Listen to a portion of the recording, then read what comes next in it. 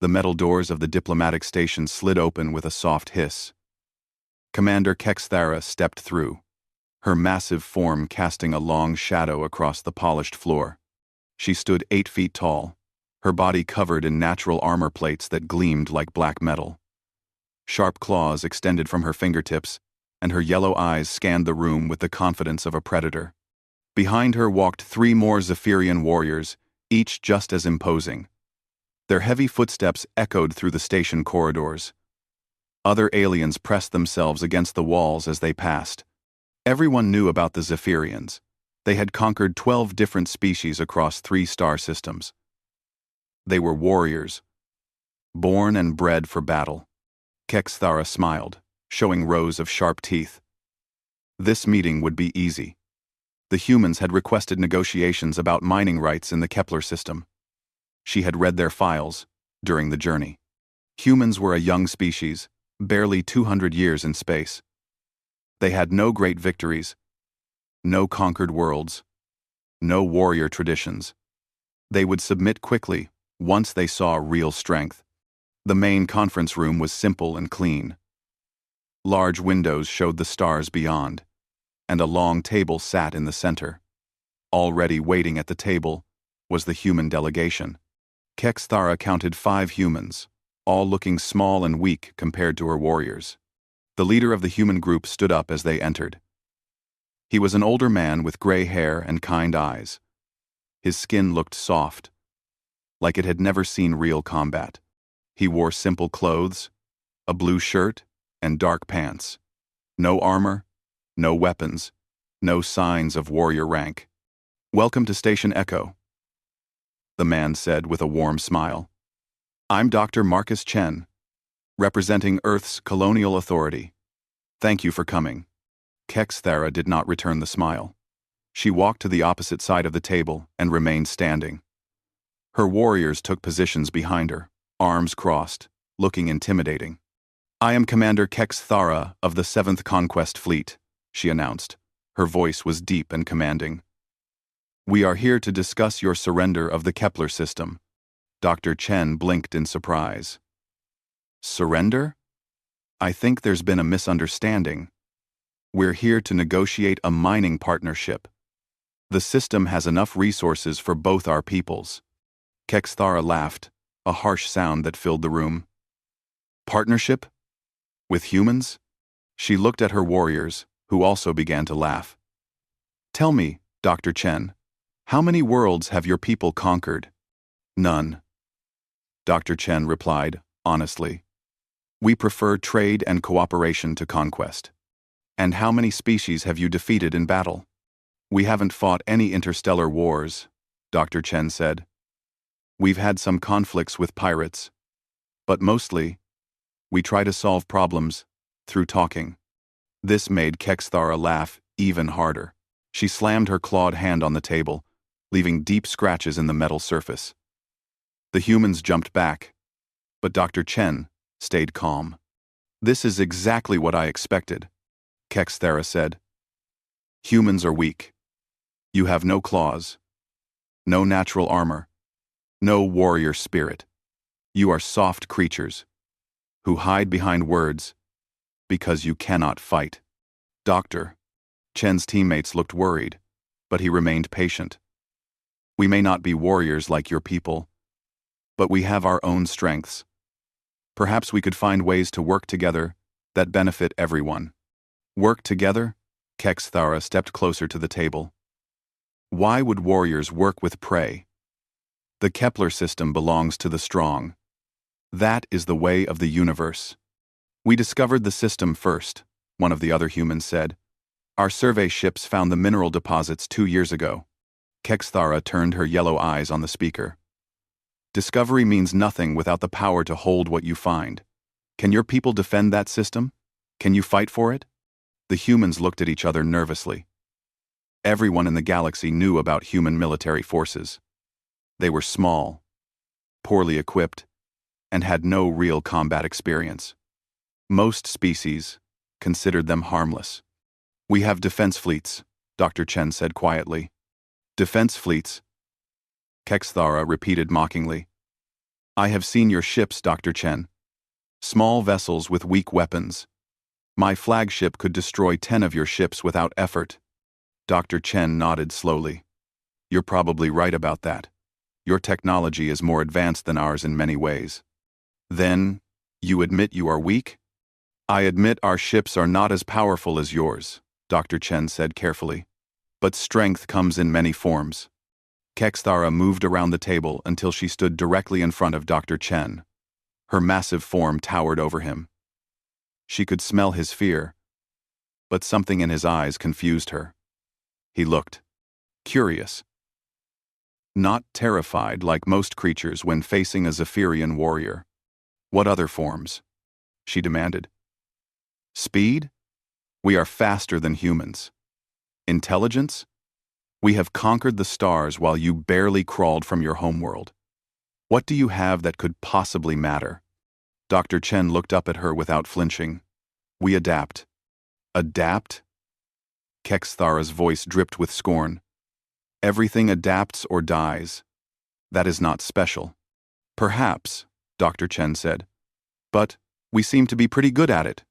The room fell silent except for the hum of the station's life support systems. Kexthara stared down at this strange little man, who refused to show proper fear. In her experience, weak species either fled or begged when confronted with Zephyrian power. Dr. Chen was doing neither.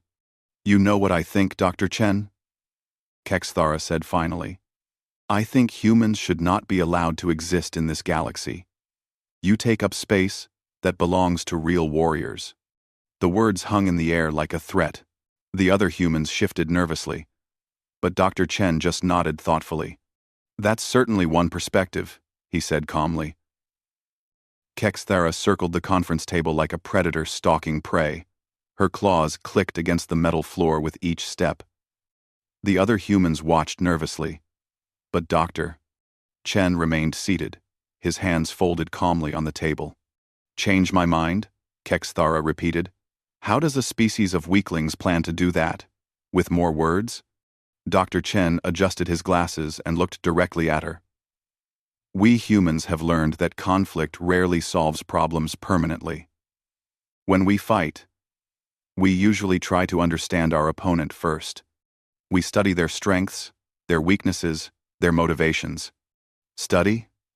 One of Kexthara's warriors snorted with amusement. We call it being smart, Dr. Chen replied. Sometimes the best way to win a fight is to avoid having one. Kexthara stopped pacing and slammed both hands on the table. The metal bent under the force of her blow. That is exactly the kind of coward thinking I expected from humans. Real warriors face their enemies with strength and honor. Dr. Chen looked at the damaged table, then back at her. And how has that approach worked for the species you've conquered? Are they better off now? Are your people? The question caught Kexthara off guard. In Zephyrian culture, might made right. Conquest was victory. And victory was all that mattered. She had never considered whether defeated enemies benefited from being conquered. They are alive, she said finally. That is more than they deserved after losing. But are they happy? Productive? Do they contribute to your empire? Or do they just submit because they have no choice? Kexthara's eyes narrowed dangerously. You question our methods? I'm trying to understand them. Dr. Chen said. My people believe that willing partners accomplish more than unwilling slaves. Your people believe many foolish things, Kexthara snarled. That is why you will never rule anything beyond your single world. Dr. Chen smiled slightly. We actually control 17 colonies now. But I understand the confusion. We don't usually advertise our expansion. This information surprised Kexthara. According to her intelligence reports, humans had maybe 5 or 6 settlements beyond Earth. 17 colonies suggested a much larger presence than the Zephyrians realized. Impossible, she said. Our scouts would have detected major human expansion. Would they? Dr. Chen asked. Our colonies don't look like military outposts. We build them to blend with local environments. We trade with neighboring systems instead of threatening them. Most species barely notice we're there until we've been neighbors for years. Kexthara felt a strange emotion she rarely experienced: uncertainty. If Dr. Chen was telling the truth, it meant human expansion was happening without anyone noticing. That seemed impossible, but the calm confidence in his voice was troubling. Even if that is true, she said, 17 tiny colonies mean nothing against the might of the Zephyrian Empire. We control 300 systems. Control is an interesting word, Dr. Chen observed. How many rebellions do you face each year? How many resources do you spend keeping conquered populations in line? 2. The questions hit close to home. The Zephyrian military spent enormous amounts of time and energy putting down uprisings. Recently, 3 different species had attempted coordinated revolts. It was becoming a serious problem. Rebellions are natural, Kexthara said defensively. The weak always test the strong. We crush them and maintain order. And then they rebel again, Dr. Chen said softly. Because forced submission breeds resentment. Cooperation breeds loyalty. Kexthara was getting tired of this philosophical discussion. Dr. Chen seemed to have an answer for everything, and his calm demeanor was irritating. She preferred enemies who showed proper fear. Enough talk, she declared. Words are wind. Only strength matters in this galaxy. Dr. Chen leaned back in his chair. I disagree, but I understand your perspective. Your culture values physical prowess above all else. Finally, you begin to understand. Kexthara smiled, showing her sharp teeth. Which brings me to my proposal for ending this negotiation. The humans exchanged worried glances. Dr. Chen remained calm, but his teammates clearly expected trouble. According to Zephyrian law, Kexthara announced formally, disputes between species can be settled through single combat. One representative from each side fights until one cannot continue. The winner's people take everything. Dr. Chen raised an eyebrow. Everything? The Kepler system, all mining rights, and human acknowledgement of Zephyrian superiority in this sector of space. And if we refuse? Kexthara's grin widened. Then we take the system anyway and hunt down every human ship we find. But this way, at least you die with some honor. One of Dr. Chen's teammates leaned over and whispered urgently in his ear. Kexthara caught words like insane and suicide and call the fleet. The other humans looked scared, which was exactly the reaction she wanted. But Dr. Chen just sat quietly, thinking. After a long moment, he looked up at her. This single combat, he said. Of course. Traditional warrior combat in a proper arena. No weapons except what your body provides. And you would be representing the Zephyrians? Kexthara puffed out her chest with pride. I am the finest warrior in the 7th Fleet. I have never lost single combat. Dr. Chen nodded slowly. How long do I have to prepare? The humans stared at him in shock. Even Kexthara was surprised by his quick acceptance. You accept the challenge? She asked. I do. Marcus, no! One of his teammates hissed. You can't fight her. Look at the size difference. Dr. Chen patted his colleague's shoulder reassuringly. It's all right, Sarah.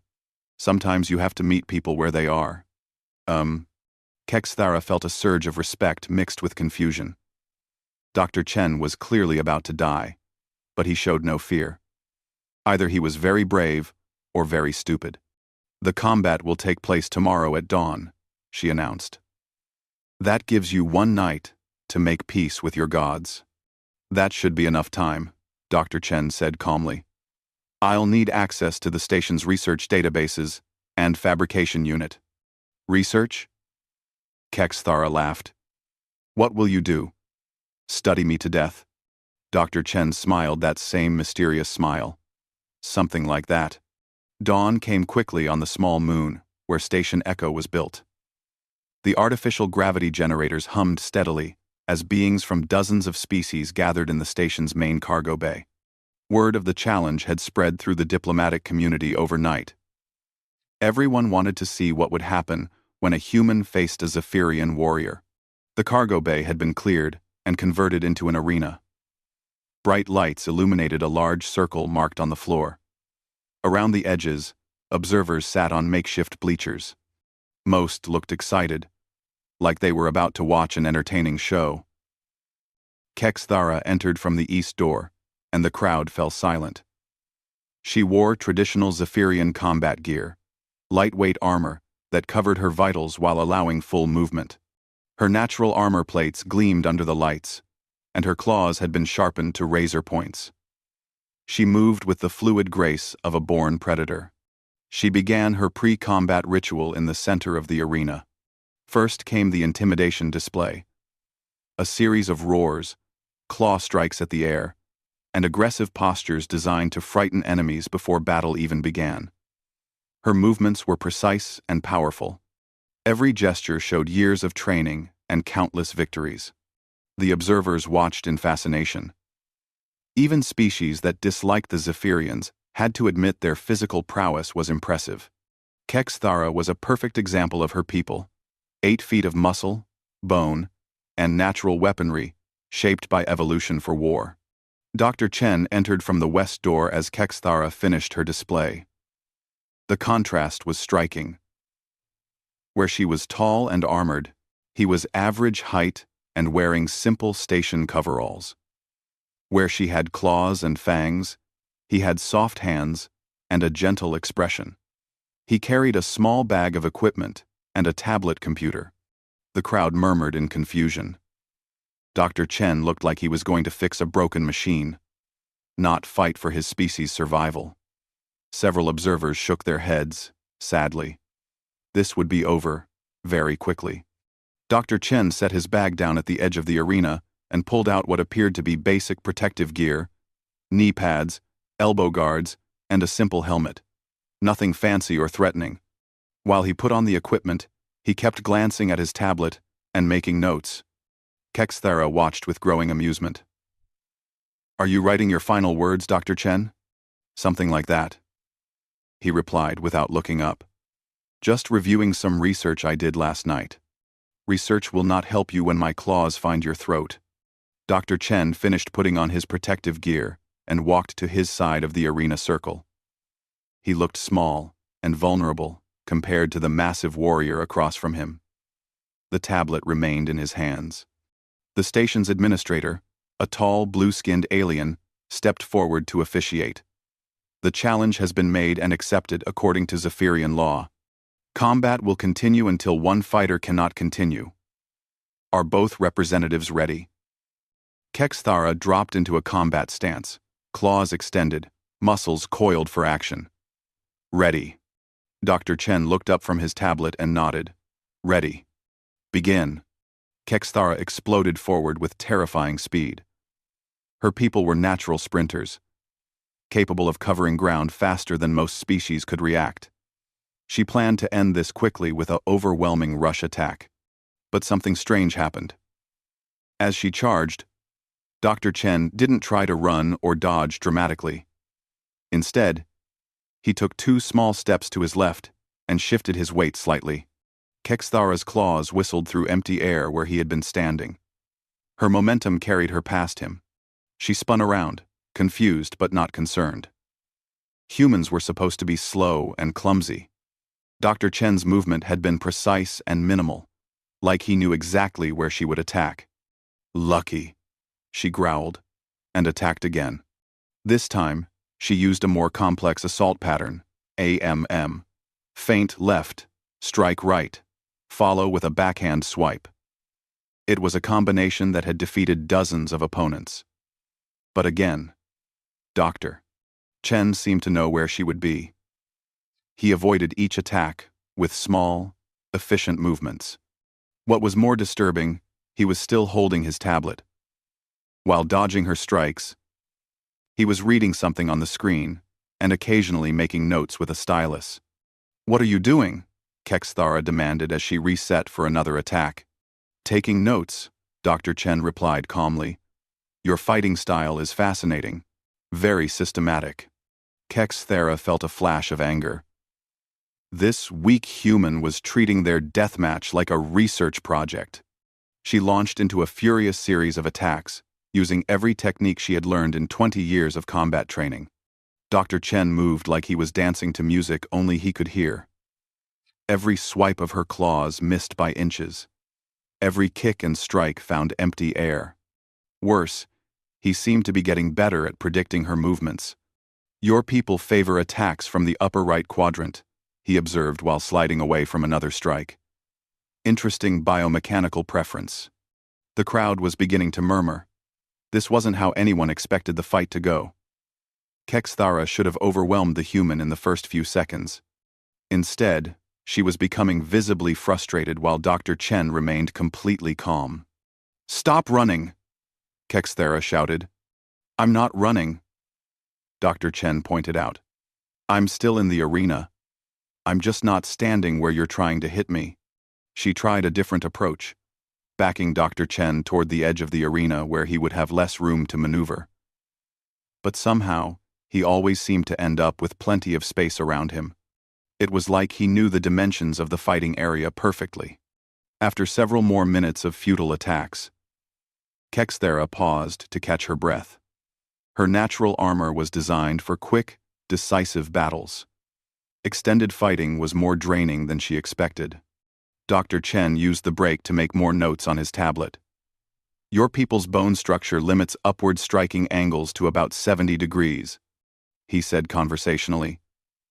And your muscle groups fatigue in a predictable pattern. Very interesting evolutionary adaptations. Kexthara stared at him in growing alarm. Dr. Chen wasn't just avoiding her attacks randomly. He was studying her species like a specimen in a laboratory. Every movement she made seemed to give him more information. What did you do last night? She asked suspiciously. Dr. Chen looked up from his tablet with that same mysterious smile. I learned everything I could about Zephyrian anatomy, physiology, and combat techniques. Turns out your people have been fighting the same way for thousands of years. Very traditional. The words sent a chill through Kexthara's spine. If Dr. Chen understood how her species fought, if he had studied their weaknesses. Impossible, she whispered. You had only one night. True, Dr. Chen agreed. But humans are very good at learning quickly when we need to. Kexthara wiped sweat from her brow, her breathing heavy after minutes of failed attacks. Across the arena, Dr. Chen looked completely relaxed. He had barely moved except to avoid her strikes. Yet somehow, he controlled the entire flow of combat. You cannot win by running forever, Kexthara snarled. You're right, Dr. Chen agreed, but I'm not trying to win by running. He gestured to his tablet. I'm trying to win by understanding. Understanding what? You. Your species. The way you think about conflict. Dr. Chen began walking slowly around the edge of the arena, keeping the circle between them. For example, I noticed that Zephyrian combat techniques haven't changed in over 2,000 years. Same basic patterns, same preferred angles of attack, same muscle memory responses. Kexthara's eyes narrowed. Tradition is strength. Why change what works? Because static systems become predictable, Dr. Chen replied, and predictable systems can be defeated by adaptive systems. He reached into his equipment bag and pulled out a length of flexible cord with small weights attached at intervals. It looked like simple climbing rope, modified with metal clips. What is that supposed to be? Kexthara asked mockingly. A human weapon? Just a tool, Dr. Chen said. Last night, while studying your anatomy, I learned some interesting things. For instance, Zephyrian joint structure is optimized for forward and lateral movement, but you have limited flexibility in certain directions.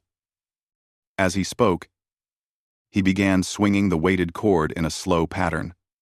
It whistled softly through the air. Kexthara attacked again, determined to end this humiliation.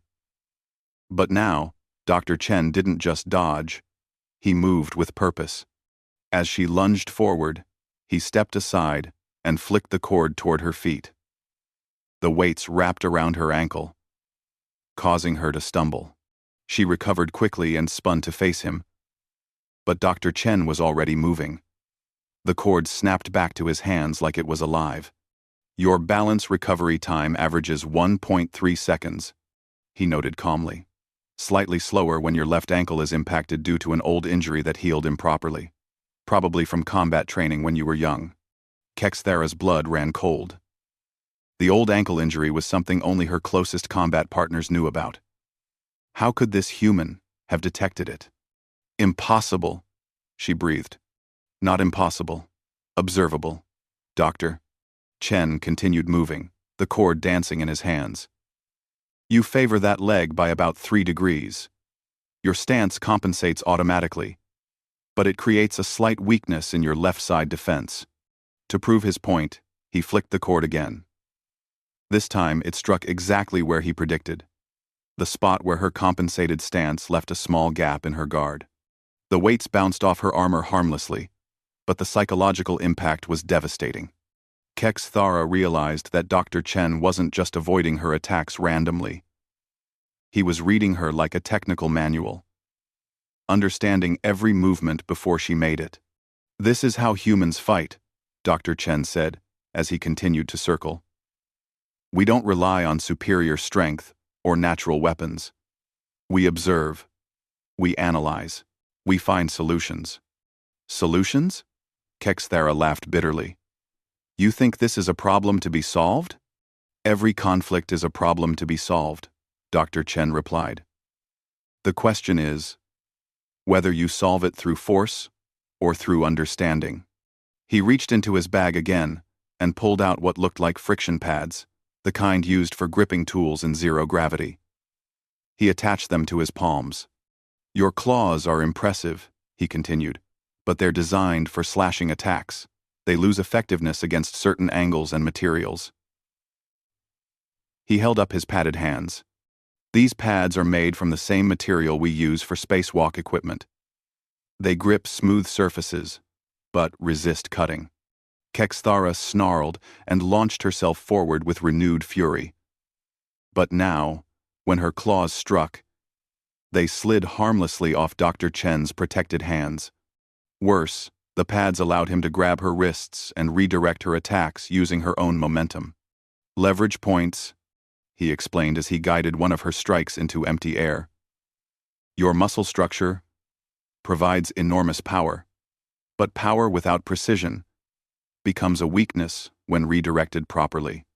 The crowd watched in stunned silence as the tide of battle shifted completely. What had begun as an expected slaughter was becoming a demonstration of human ingenuity versus alien strength. Your people fight with emotion, Doctor, Chen observed as Kexthara grew more frustrated. Anger, pride, intimidation. Those are powerful motivators, but they also cloud judgment. And how do your people fight? Kexthara demanded between attacks. With curiosity, Dr. Chen said simply. We want to understand our opponents so completely that defeating them becomes inevitable. He pulled a small device from his bag, a sonic emitter calibrated to specific frequencies. When he activated it, Kexthara's enhanced hearing was overwhelmed by a painful whine. She stumbled, clutching her head. Zephyrian hearing is adapted for detecting prey across vast distances, Dr. Chen explained as he turned off the device. But that sensitivity becomes a vulnerability when exploited correctly. Kexthara backed away, her confidence crumbling. Every advantage her species possessed was being turned against her. Dr. Chen hadn't just studied Zephyrian combat. He had studied Zephyrian biology, psychology, and culture. In one night? She asked desperately. You learned all this in one night? Doctor. Chen nodded. Humans are very good at processing information quickly when we're motivated. Your people have been fighting the same way for millennia. We had excellent historical data to work with, But how? Where did you find such detailed information? Dr. Chen's smile was almost apologetic. Your own people provided it. Combat recordings from conquered worlds, biological scans from diplomatic meetings, cultural analyses from trade negotiations. Zephyrians are very proud of your warrior traditions. You document everything. The horrible truth hit Kexthara like a physical blow. Her people's own pride had given their enemies the tools to defeat them.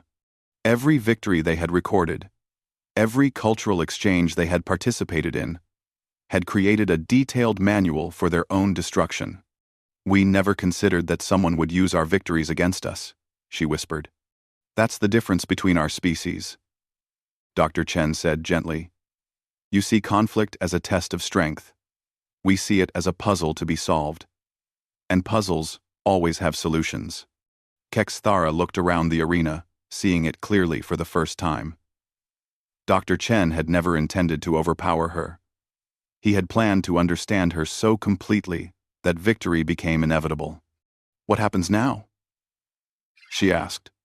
Dr. Chen set down his equipment and faced her directly. Now you choose. We can continue this fight until one of us can't continue, or we can find a better solution. What kind of solution? The kind that benefits both our peoples, instead of just one. Kexthara stood in the center of the arena, her massive form trembling with exhaustion and something else. Fear. Not the simple fear of physical defeat, but the deeper terror of having her entire worldview crumble in a single morning. Dr. Chen watched her carefully, his equipment still in hand, but his posture non-threatening. Around them, the crowd waited, in absolute silence. Everyone understood they were witnessing something unprecedented. You want to continue? Kexthara looked at him, really looked at him, for the first time. The soft human, who had seemed so weak yesterday, now appeared completely different. She could see the intelligence in his eyes, the careful way he analyzed her every movement, the quiet confidence of someone who understood exactly what was happening. How long have your people been studying us? She asked. Officially? About 6 months, since we first requested these negotiations. Doctor. Chen set down his sonic device. Unofficially? We've been observing Zephyrian expansion for years. We study everyone we might encounter. Everyone? Every species we know about. It's just what we do. Doctor. Chen began gathering his equipment. Humans are curious by nature. We want to understand how other beings think, what they value, what they fear. Kexthara felt another chill. If humans had been studying all the major species in this region of space, they possessed knowledge that could reshape the balance of power completely. The rebellions, she said suddenly, the coordinated uprisings against our empire, those weren't random. Dr. Chen paused in his packing. We may have shared some information with oppressed populations. Cultural exchange is important. You armed our enemies with knowledge about us. We shared the same publicly available information I use today. Combat recordings, biological data, cultural analyses, information your own people had documented and distributed. Kexthara sank to one knee, overwhelmed by the implications. The Zephyrian Empire's recent troubles weren't random rebellions. They were the result of human intelligence being shared with conquered species. Doctor. Chen's people had been quietly undermining Zephyrian dominance for months or even years. Why? She asked. Why not attack us directly? Because we don't want to destroy you. Dr. Chen said simply. We want to understand you. Violence should be the last option, not the first. But you could destroy us, couldn't you? If you wanted to. Dr. Chen considered his words carefully. Your ships are more powerful than ours individually. Your warriors are stronger than humans in direct combat. But conflicts aren't won by individual superiority alone. He gestured to the arena around them. This fight was never about physical strength. It was about information, preparation, and adaptability. If our species went to war, those same principles would apply on a larger scale. Kexthara imagined human fleets appearing throughout Zephyrian space, not to fight massive battles but to disable ships with precisely targeted attacks based on complete understanding of Zephyrian technology. She pictured human agents coordinating rebellions on dozens of conquered worlds simultaneously, each uprising perfectly timed to exploit known weaknesses in Zephyrian occupation forces. The vision was terrifying because it was so plausible. You could have demanded our surrender months ago, she realized. You have enough information to cripple our empire. Surrender is submission, Dr. Chen replied. Submission breeds resentment, and resentment breeds future conflict. We prefer cooperation. Cooperation with people who have conquered 12 species? Dr. Chen shrugged. People change. Circumstances change. The Zephyrian Empire exists because your people believe strength is the only thing that matters. But what if you discovered other forms of strength? Kexthara looked at her own claws, still sharp and dangerous, then at Dr. Chen's soft hands holding advanced tools and knowledge. Which was really more powerful? What are you proposing? A real partnership in the Kepler system. Joint operations that benefit both species. Cultural and technological exchange. A chance for Zephyrians to learn new approaches to problem solving. 2. And in return, humans gain a strong ally, and Zephyrians gain new perspectives on strength. Dr. Chen offered his hand to help her stand. Plus, we avoid a war that would hurt both our peoples. Kexthara stared at the offered hand. According to every tradition of her people, she should reject help from someone who had defeated her. But Dr. Chen hadn't really defeated her. He had shown her a different way of thinking about victory itself. Slowly, she reached out and grasped his hand. His grip was firm despite his lack of natural weapons. As he helped her to her feet, she felt something she had never experienced before: respect for a non-warrior. The other Zephyrian commanders will not understand this, she warned. They will see cooperation as weakness. Then we'll help them understand, Dr. Chen said. The same way I helped you understand. With patience, information, and demonstration. You think you can change an entire warrior culture? Dr. Chen smiled. I think cultures change themselves when they discover better alternatives. We'll just provide the information. Kexthara looked around the arena at the crowd of observers. Beings from dozens of species had watched a human defeat a Zephyrian warrior without violence, without superior strength. Simply through understanding and preparation.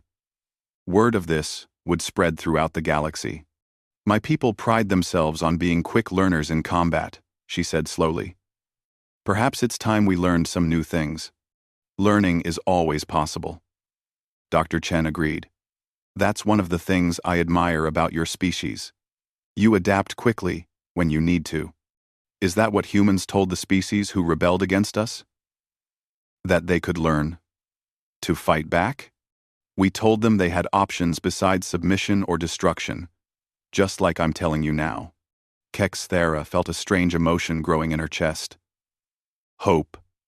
For years, she had watched her empire struggle with endless rebellions and resource drains. The Zephyrian way of ruling through fear and force was becoming less effective every year. Maybe there was another way. This partnership you propose, she said.